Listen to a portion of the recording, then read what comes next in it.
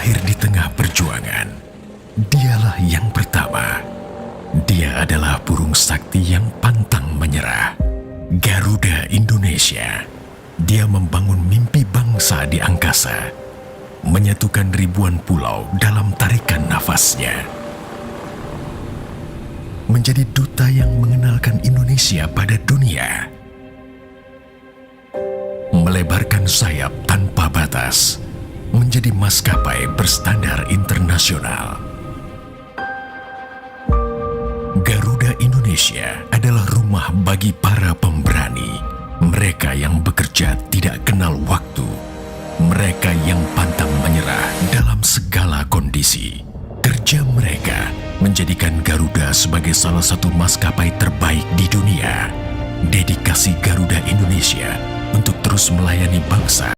Assalamualaikum warahmatullahi wabarakatuh. Perkenalkan, kami dari kelompok 7 akan mempresentasikan hasil diskusi kami mengenai budaya organisasi, struktur, dan desain pada PT Garuda Indonesia.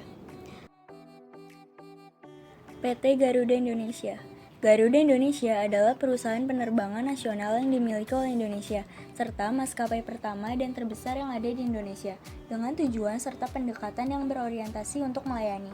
Serta Garuda Indonesia juga mempunyai slogan yaitu The Airline of Indonesia. Visi dan misi PT Garuda Indonesia. The vision of a company, PT Garuda Indonesia, is to become a sustainable aviation group by connecting Indonesia and beyond while delivering Indonesia hospitality. And the company vision is strengthening business fundamental through strong revenue growth, cost leadership implementation, organization effectiveness, and group synergy reinforcement while focusing on a high standard of safety and customer-oriented services delivered by professional and passionate employees.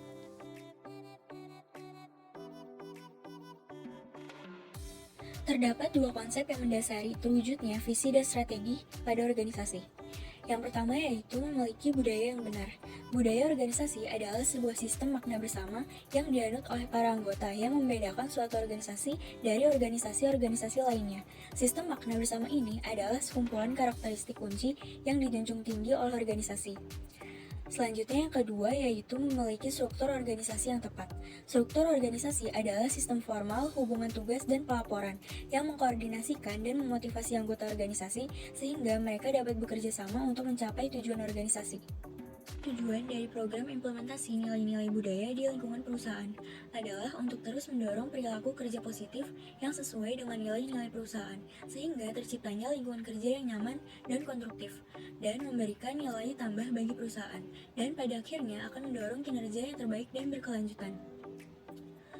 Struktur organisasi sangatlah penting bagi suatu perusahaan yang berfungsi untuk mengatur dan menetapkan tugas, serta tanggung jawab kepada perorangan, juga dapat mempermudah untuk mengontrol pekerjaan yang dilakukan. Budaya organisasi di PT Garuda Indonesia.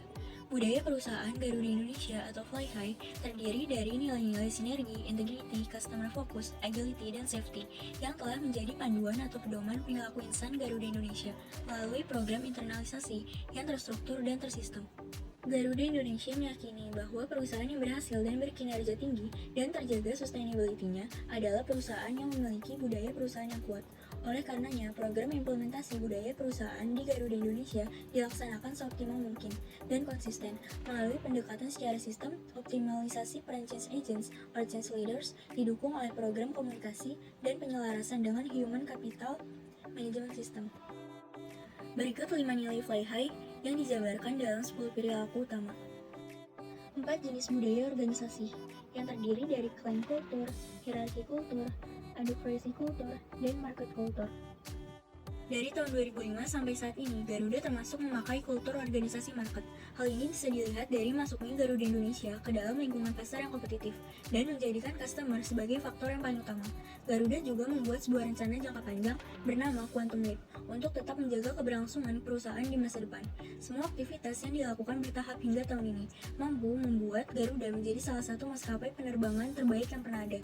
Terbukti dengan banyaknya penghargaan yang diraih oleh Garuda, menunjukkan kredibilitas Garuda sebagai maskapai penerbangan pilihan customer. Ada 12 cara budaya menjadi mapan dalam sebuah organisasi. Yang pertama adalah pernyataan formal. Pernyataan formal tentang filosofi, misi, visi, dan nilai organisasi, serta bahan yang digunakan untuk merekrut, memilih, dan mensosialisasikan karyawan.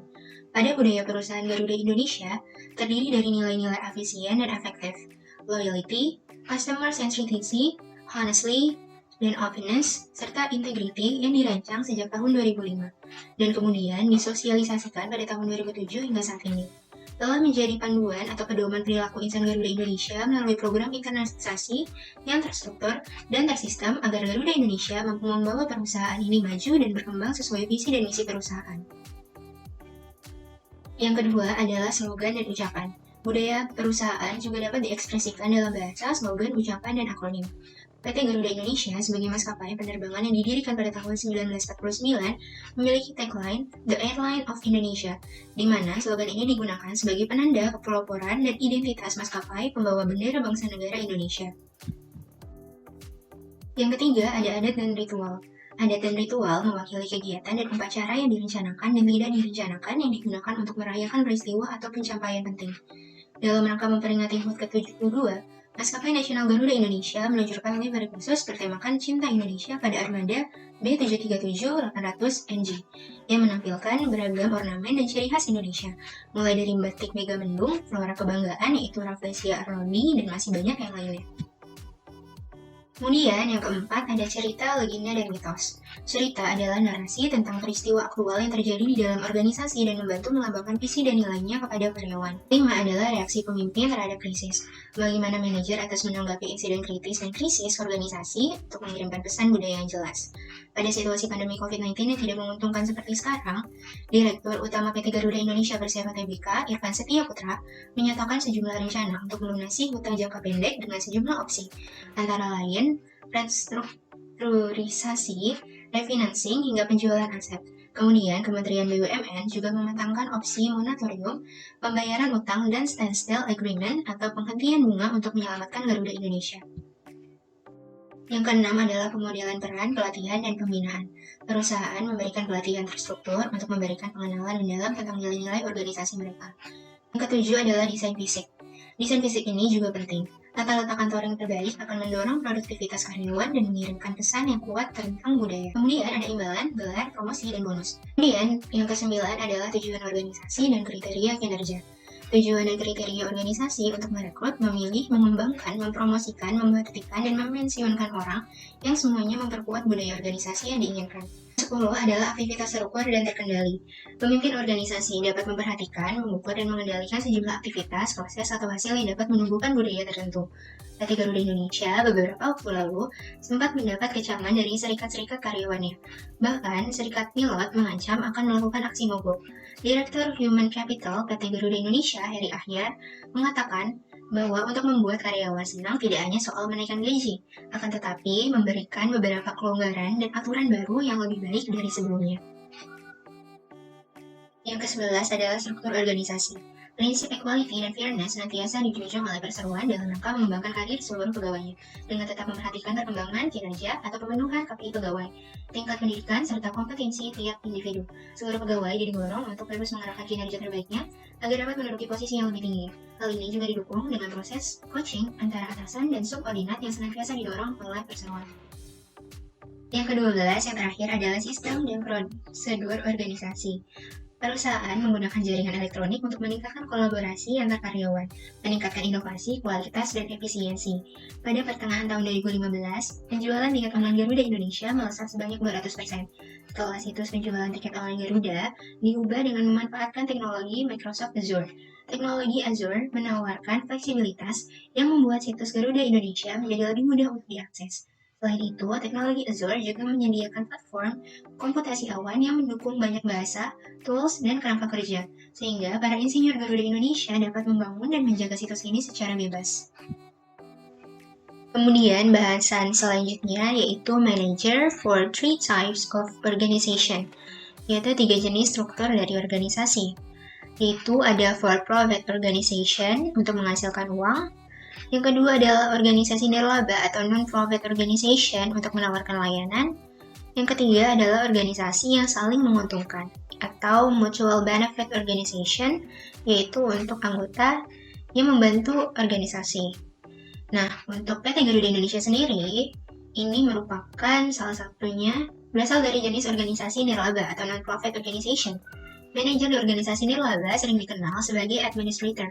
Organisasi nirlaba dapat berada di sektor publik seperti pada PT Garuda Indonesia yang bertujuan untuk menawarkan layanan kepada beberapa klien, bukan untuk menghasilkan keuntungan.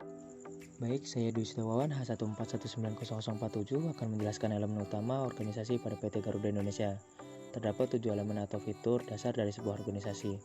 Yang pertama ada tujuan bersama, yang kedua ada upaya terkoordinasi, yang ketiga ada divisi tenaga kerja, yang keempat ada otoritas hierarki, yang kelima ada rentang kontrol, keenam ada wewenang, tanggung jawab, dan pendelegasian, dan yang ketujuh ada otoritas sentralisasi atau desentralisasi. Lalu pada PT Garuda Indonesia sendiri, tujuan bersama bisa dilihat pada visi misi PT Garuda Indonesia, yaitu menjadi perusahaan penerbangan yang andal dengan menawarkan layanan yang berkualitas kepada masyarakat dunia menggunakan keramahan Indonesia. Lalu ada upaya terkoordinasi yang dilakukan PT Garuda Indonesia sendiri adalah mengontrol anak usaha dengan baik melalui induk perusahaan yang bisa dilihat dari laporan keuangan. Selanjutnya ada divisi tenaga kerja, pada umumnya sama seperti perusahaan terbuka lainnya. Otoritas PT Garuda sendiri sepenuhnya dipegang negara dengan persentase kepemilikan saham lebih dari 50%. Rentang kontrol PT Garuda sendiri yakni Lekbar karena memiliki beberapa anak perusahaan. Lalu ada otoritas PT Garuda yakni menganut desentralisasi ke anak usaha agar fokus mengembangkan bisnis utamanya. Selanjutnya ada jenis dasar struktur organisasi PT Garuda Indonesia. Terdapat 8 jenis struktur organisasi. Yang pertama ada struktur sederhana, yang kedua struktur fungsional, yang ketiga ada struktur divisi, yang keempat ada struktur matriks, yang kelima ada struktur horizontal, yang keenam ada struktur berongga, yang ketujuh ada struktur modular, dan yang kedelapan ada struktur virtual. PT Garuda Indonesia sendiri menerapkan tipe struktur organisasi divisional karena organisasi yang dibuat melalui pembagian atau unit bisnis antara unit semi-otonom dan divisi-divisi.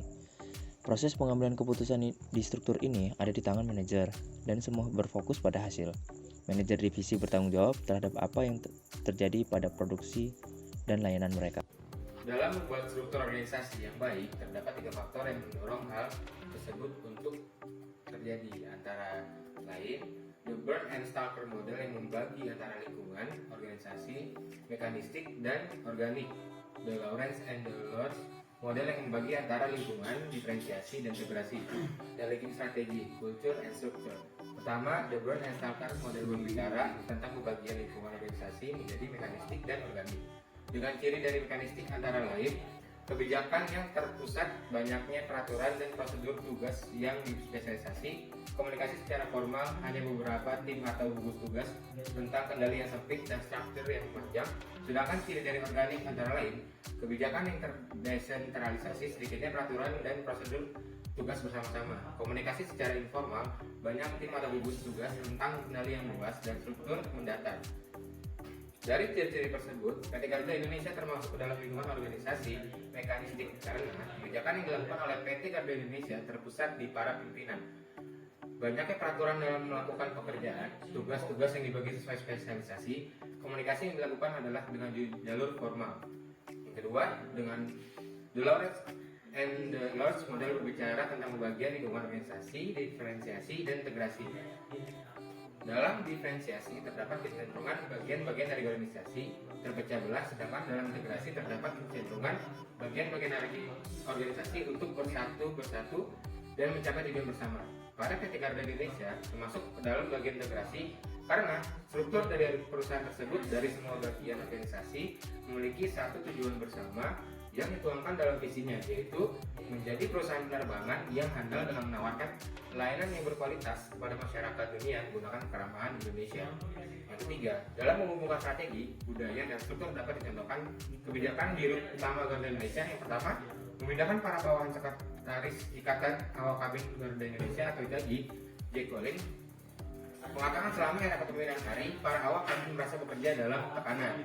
Ia mengungkapkan jika awak kabin melakukan kesalahan, manajemen Garuda Indonesia akan langsung memindahkan tugaskan para awak kabinnya. Hal ini membuat para awak kabin merasa terancam. Yang kedua, bekerja di luar batas. Yang ketiga, tanpa fasilitas. Yang keempat, mengubah rute penerbangan. Yang kelima, alat akustik di pesawat.